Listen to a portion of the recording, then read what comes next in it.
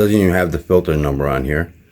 Honda of America, Manufacturing Inc., made in USA. Yeah, you can see some stuff that cleaned out of his engine. Look at that. Okay, we got the fiber end caps. There's a lot of stuff right here. Oh yeah, look at all that stuff. Wow, I cleaned a lot of stuff out of his engine. There was a lot of it in here. This can too. Look at all that. Wow. Boy, I think I'd do some. I would do some short OCIs with this engine.